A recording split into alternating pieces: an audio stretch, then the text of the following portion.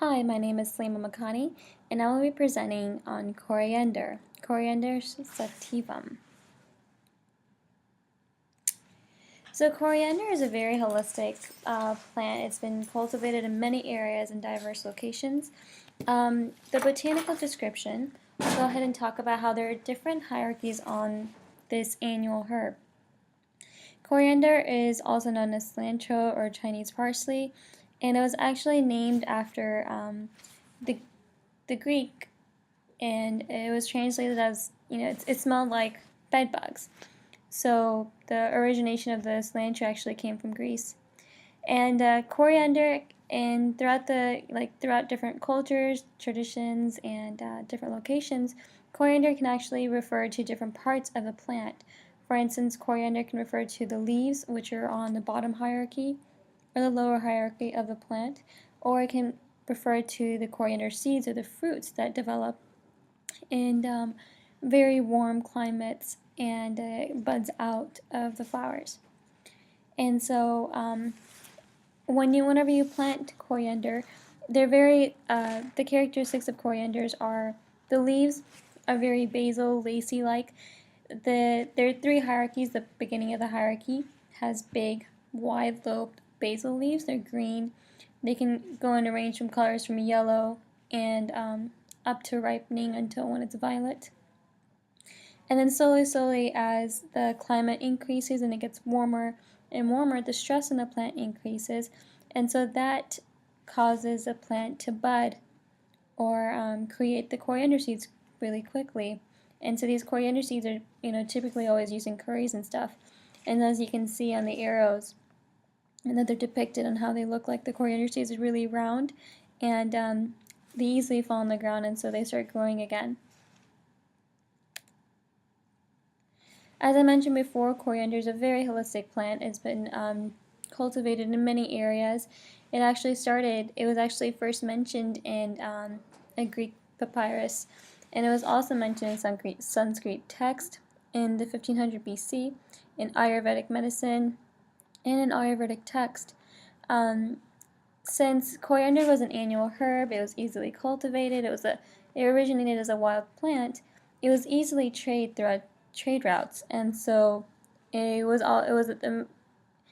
usually traded in the Arabian Muslim trade routes from North Africa to Iberian Peninsula.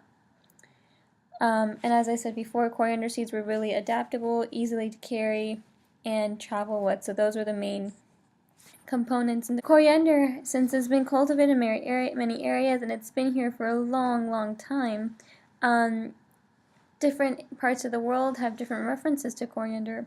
Coriander was actually first found, or it was in the early, long time ago, it was actually found in the tombs of King Ramses II.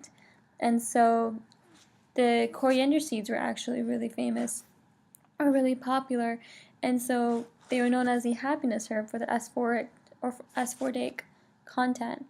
Also, by the River Nile, they would plant, you would see lots of sources mention how coriander would be growing by the River Nile.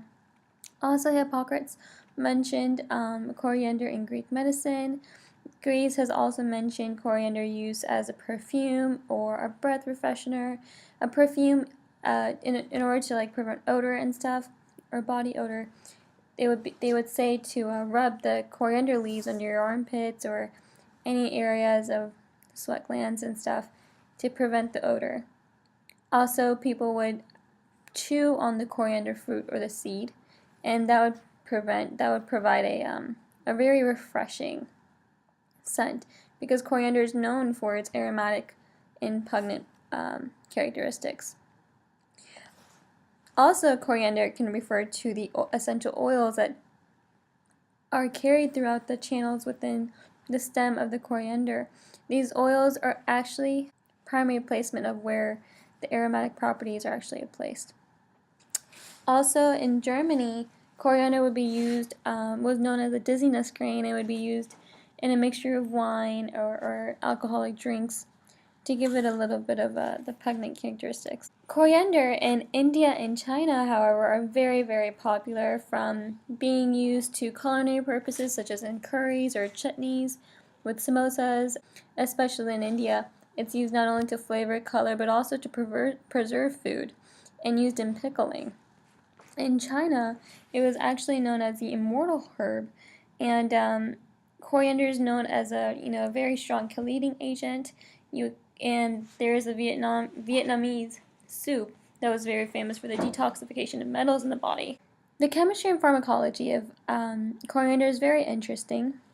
As I mentioned before, there is a ripened and unripened stage.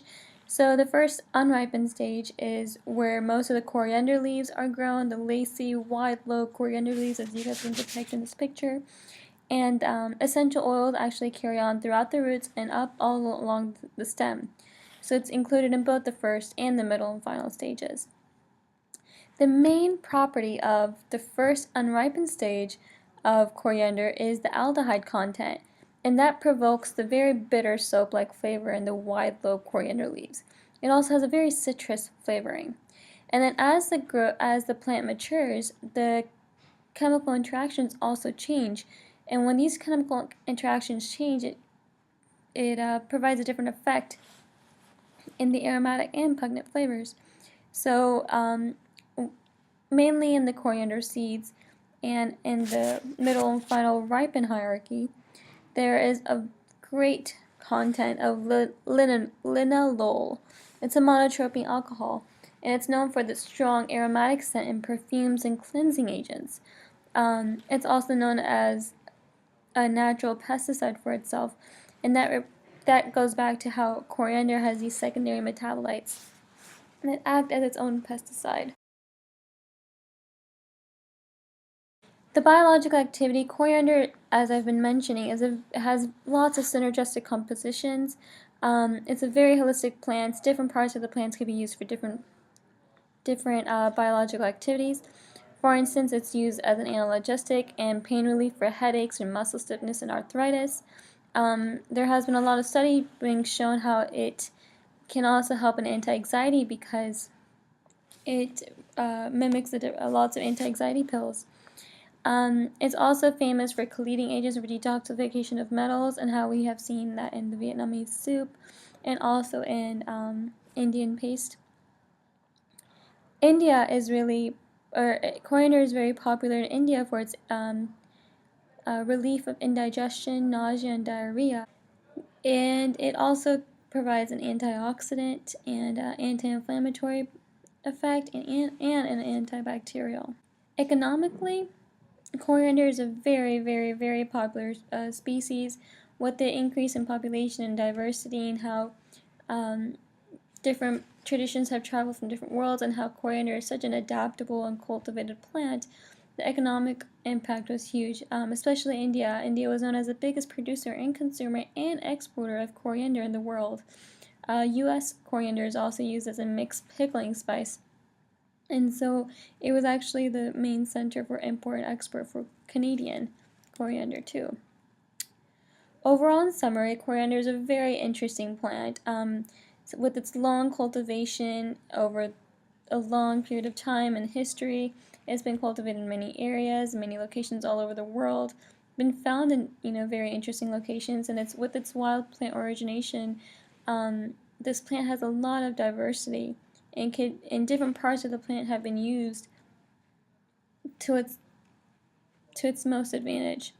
From using it as culinary purposes, whether it's flavoring, coloring, or preserving spices. It's also used medicinally for indigestion or pain medication or anti-anxiety, and even detoxification. But the aromatic and pungent characteristics of coriander also play a major role in how it's used as a perfume or odor absorbent or a preserver.